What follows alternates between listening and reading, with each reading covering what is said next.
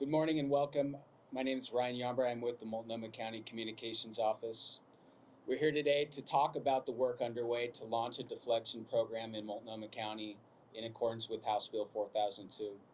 We know there's a lot of questions about House Bill 4002, and we're here to answer them. So today we have with us Chair Jessica Vega Pederson, Portland Police Chief Bob Day, Multnomah County Sheriff Nicole Morrisey O'Donnell, District Attorney Mike Schmidt, and Bernard Gyebi-Foster, the CEO for Tuerk House, Inc. And without further ado, I'll turn it over to Chair Jessica Vega Pederson. Thank you, Ryan. Good morning, everyone. I'm Multnomah County Chair Jessica Vega Pederson.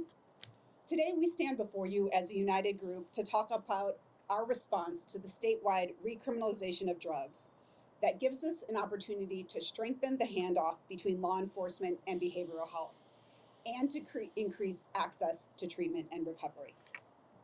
Addiction and substance use disorders are one of the most critical issues our community faces. We're committed to improving the connections between our behavioral health systems and our law enforcement systems so that people do not fall through the cracks. We must offer people suffering from addiction alternatives to incarceration, or we will be right back where we started. Treatment is the best route to recovery. People's lives are depending on opening more treatment options, and we are moving swiftly to do so. When the drug possession laws change on September 1st, it is so important for us to be ready. Today, we are here to make sure that our community knows that together we will be ready. House Bill 4002 gave law enforcement the tools to stop drugs coming into our communities. It also gave us the path to make sure that people who are addicted and possess a personal amount of drugs have a pathway to recovery and services. We have heard the need for a deflection program from community members and partners, and we've been given a clear mandate from our state legislature to prioritize this program in response to House Bill 4002 and to make sure that Multnomah County is ready to respond. There has been criticism about not having a plan, but we are building a deflection system that includes mobile outreach, leverages peer support, and finally creates a drop-off center for law enforcement. I am standing here today with a building, with a provider, a good neighbor committee, security, transportation, and a clear understanding about what deflection is. I am thrilled that our provider, Tuerk House, is on the ground in Portland and is here with us today. They have a record of nearly 50 years of this work, and I am so glad for this opportunity today for you to hear from their CEO. These are seasoned providers. They will be ready on day one as they join this broader coalition committed to connecting people with treatment first, before jail, so that more people struggling with addictions are likely to recover, heal, and thrive. Today, these partners stand together to talk through what we're creating and what the impacts will be on our community. We already know many of these impacts because we know that treatment is the best route to recovery, that we must have a path to services for people who interact with law enforcement, that getting people connected to care and services must be our focus, and keeping people who need care out of jail will make our community stronger and safer. We are working diligently to make sure there are real paths for people possessing a personal amount of drugs away from our criminal justice system and towards healing, housing, and health. I look forward to our continued partnership to do just that. And now I'd like to welcome Police Chief Bob Day to the podium to talk about how the Portland Police Bureau is preparing for September 1st. Thank you, Chair. Good morning. One of our founding fathers, Benjamin Franklin, once said, "If we all think alike, no one is thinking." And I understand the frustration and the apparent disconnect and misunderstanding that has come across maybe in this process. And I'm just speaking from a guy from the inside. So it's not lost on me, some of those challenges, but these are complex issues. And I really appreciate everybody's efforts in trying to weigh in to find a solution, a starting point.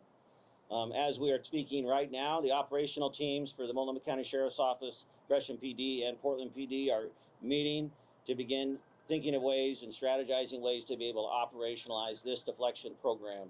It was critical that we got something started for our membership, recognizing that there are still going to be times ahead where we can evaluate its effectiveness, success, etc. Three primary things I want to share with you. One, who's eligible for deflection? Under this agreement, individuals stopped by law enforcement are eligible for deflection if they possess illegal drugs for personal use. There's an extensive list about what personal use means. I would encourage you, I think Mike Benner has those if need be. They are not committing any other crimes, and they have not failed deflection within the prior 30 days. If they're on parole or probation or supervision, they're still eligible for deflection, but their supervisors will be notified and kept in the loop of what's going on. What does successful deflection look like? And we agree that, for starters, an individual has successfully engaged in deflection if they have completed all of the following: a screening, received the service referral, and engaged with referred service as recommended by the screening within 30 days. We believe that that 30-day window gives them ample opportunity to try and take some responsibility for themselves, as well as we understand the complicated network that they may be trying to navigate. We want to make sure that that happens within those 30 days. What are some of the limitations of deflection as we've currently structured it? If an individual fails any of the above steps, they will not be eligible for deflection for the following 30 days and would instead be arrested and charged if contacted by law enforcement during that time period. So there are some accountability standards put in there in terms of their requirement of their participation. If they're contacted and they haven't engaged, then we will move towards arrest or citation. I want to pass it off to Sheriff Morrisey O'Donnell for her remarks.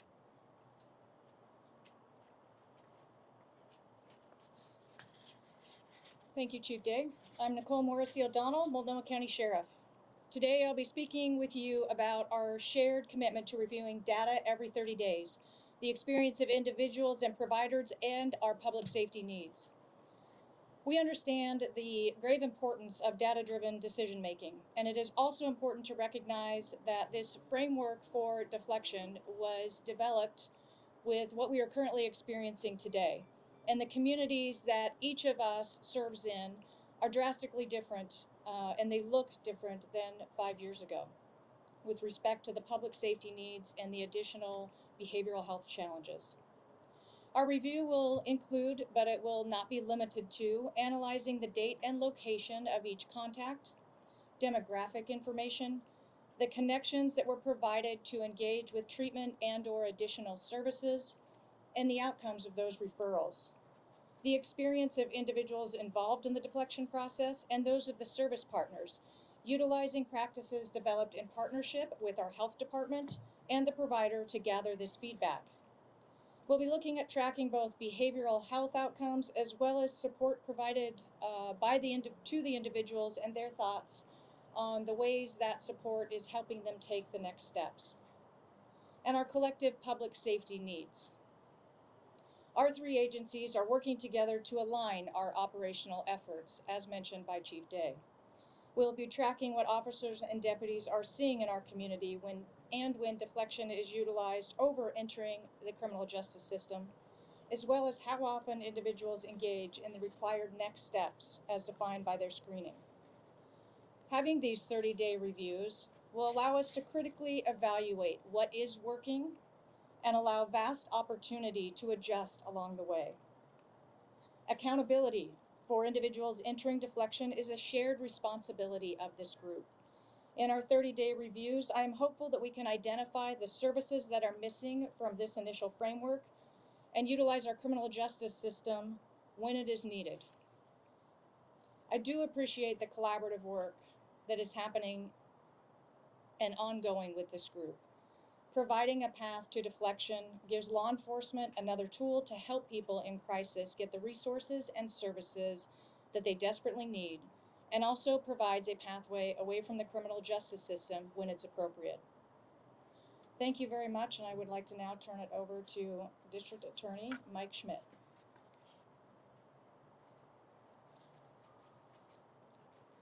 Thank you, Sheriff. I'm District Attorney Mike Schmidt. Thanks to the chair, the sheriff, the chief. I appreciate our collaboration and partnership that we've had in developing this program. thus far. I want to emphasize this is a new program, and we're building it from scratch. We've already made adjustments to our plan, taking into consideration the feedback we've received from stakeholders, and that's a good thing. This is an iterative process, and I think that's exactly how it should work, evolving over time. What we have now, I believe, is a program that meets the intent of House Bill 4002, that we can treat addiction like the health issue that it is, while also holding people accountable for their actions and how they impact our community. I've heard from law enforcement that what they really want, what they really need, is somewhere to take people suffering acutely from the impacts of addiction. I've heard from community members that they're tired of seeing people use drugs openly on our streets and in plain sight, and I've heard from others that they want to prioritize treatment rather than jail for people suffering from addiction. I empathize with all of that, and come September 1st, I think we're taking a step in the right direction in addressing those concerns.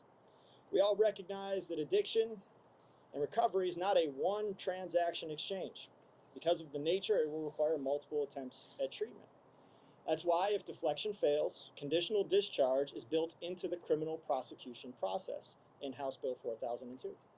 We want to allow multiple opportunities to get people connected with treatment while still maintaining accountability.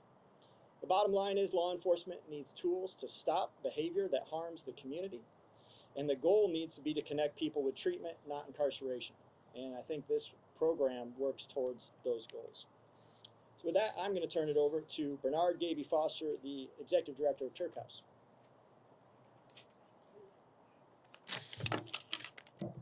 Good morning.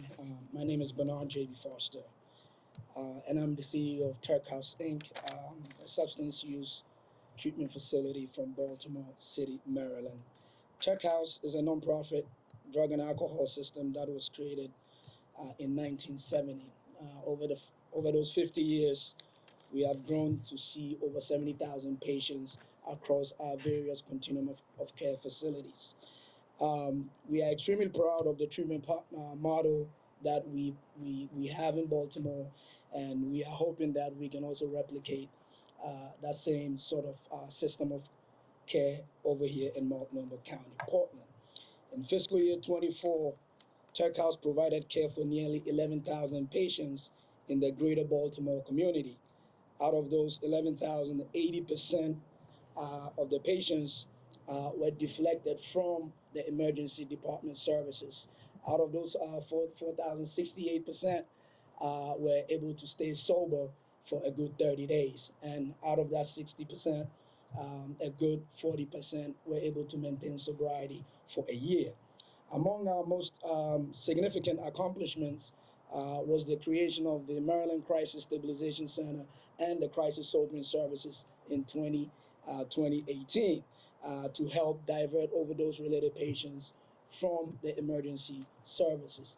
Our goal here is really to collaborate with the county, with various stakeholders who are behind me, law enforcement, to be able to direct patients to the deflection center and hope they are able to receive services and stay engaged in treatment.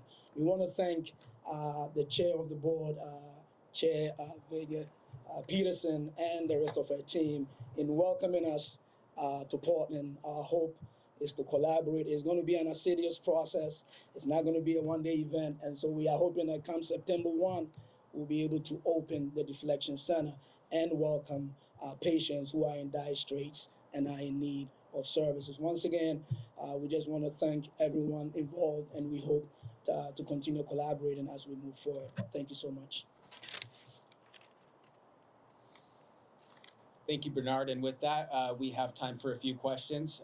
Please state your name, which outlet you're with, and who your question is addressed to.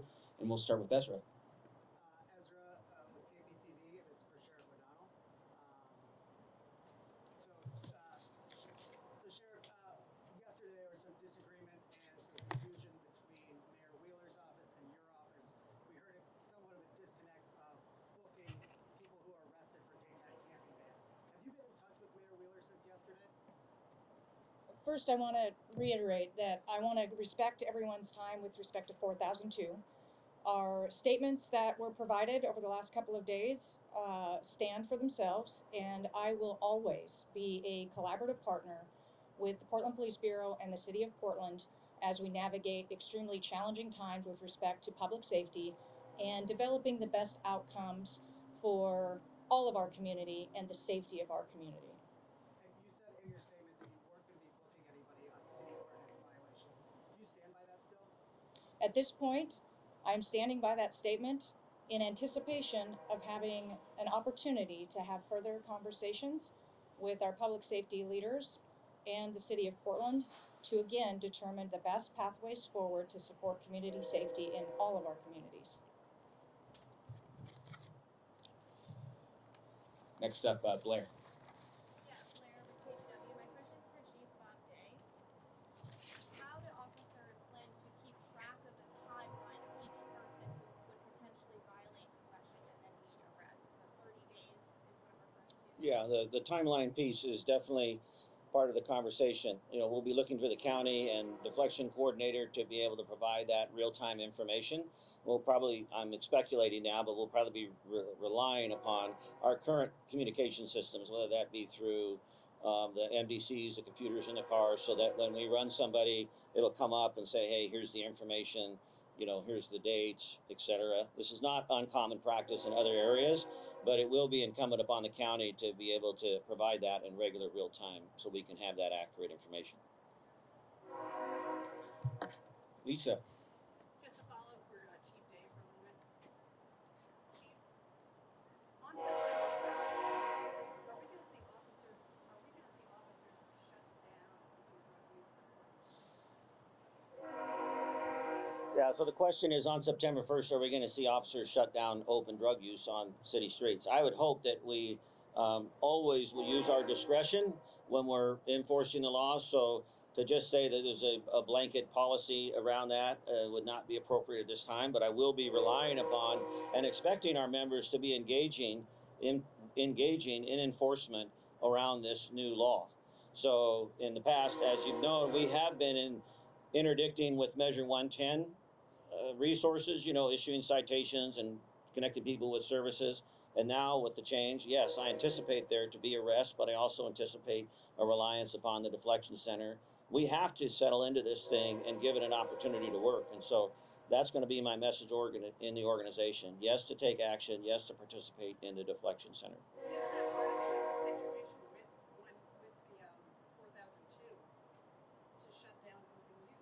In other words, in any way, shape, or form to stop open drug use on the streets?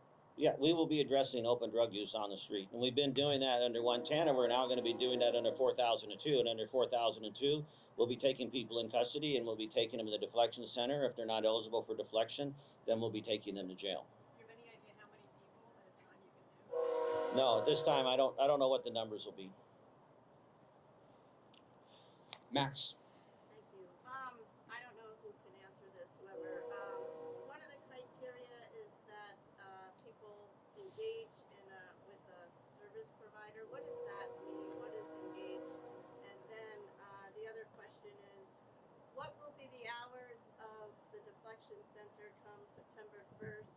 And will there be any transportation service? Yeah.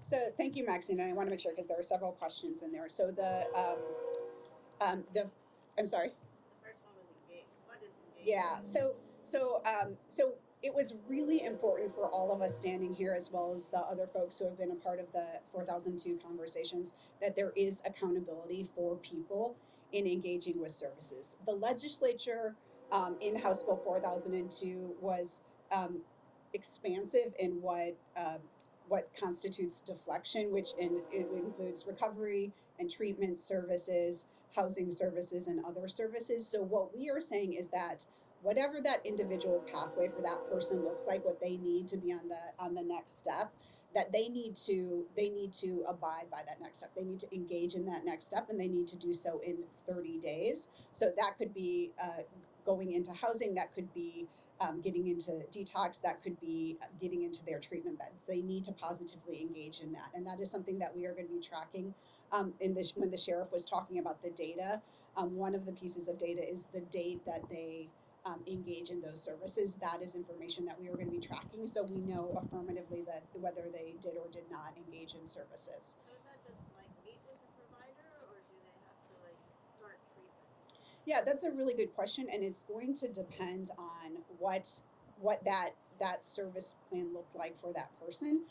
We now, as as you've heard, we have Tuerk House engaged as the provider for the deflection center. We also have other partners who are working with us on the broader deflection system. So something that could potentially look like what we're seeing from the police and the provider that's happening downtown. Those are also another path for deflection. But that's really going to depend on what the next step for that person, that individual is, as a result of their engagement with the peer and with the provider. My other questions Okay. are on the Yes, and so the you're hours of yeah. So again, we have Tuerk House on board. They are going to be working with our health department as well as other providers to really nail down some of those details. And I want to make sure they have the space to work and to have those conversations. I will say that our goal and the county's goal in the deflection center and moving into sobering is to have a 24/7 drop-off center available for law enforcement. So that is the ultimate goal that we are going to be working for. And security and transportation will be a part of the deflection center. Emily. I have a follow-up question for the sheriff. Sheriff Mayor said in a statement yesterday that he lifted booking restrictions in August 2023 during conversations about this camping ordinance. Is that true? So I think that everything has been said about that topic today, and if you'd like, we're gonna keep the focus on House Bill 4002 today. I think the sheriff has said what she needs to say. Christina, did you want to ask a question? Yeah, where are the city officials today, and will this program work without the collaboration of city officials? Why are no city officials here today outside of the police chief? Well, because the police chief is represented here, would you like to answer that question? Well, we do have Stephanie Howard here from the mayor's office. Thank you, Stephanie. And I am representing the city officials. I've spoken with the mayor recently. I've spoken with Commissioner Gonzalez recently. Spoke with Commissioner Rubio's office earlier this week. So I feel very supported. We feel like we have some clear direction.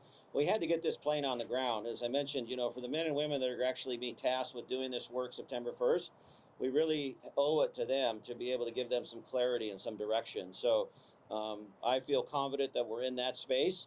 Tell me what it'll look like on September 1st, September 15th, October 1st. We'll probably be back here having a discussion about that. But for right now, I feel really comfortable that the city's aligned with where we're trying to go with this. How will you transport people to the deflection center? Under what legal authorities? Well, they'll be under arrest, so they'll be in custody. So we can take them to the deflection center. We can take them to jail, wherever we need to, wherever we need to transport them to.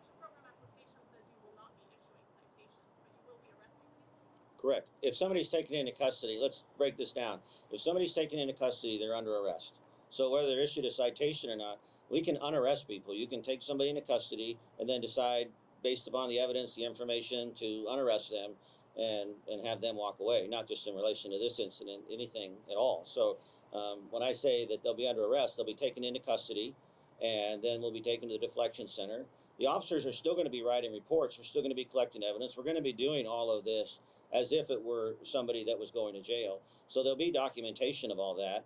And then the county will collect the information and the data and then share that with us down the road. So, excuse me, other crimes that we're doing what for? You're arresting somebody but not citing them and then letting them go. Like, how does this work with other crimes? This is a unique situation. Well, I don't have any examples off the top of my head. I mean, discretion is a significant part of our role in enforcing the law. So I'd be speculating at this point. I can get more information on that. Mike and I can talk about it and see. We have time for one question from somebody who hasn't asked. Joelle, would you like to go?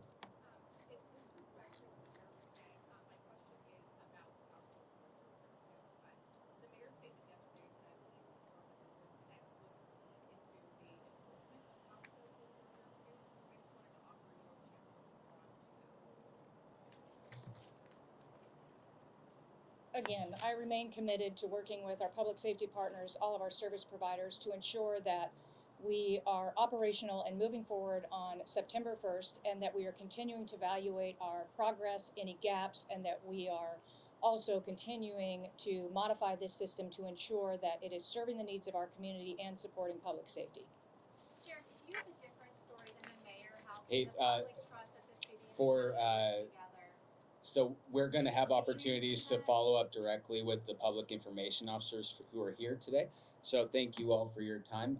I'm Ryan Yombra with the Multnomah County Communications Office, and we also have Christina Kempster with the Sheriff's Office, Liz Mera with the District Attorney's Office, and Mike Benner with Portland Police Bureau. We'll be sticking around, and if you'd like to route anything through us, you may. And with that, thank you.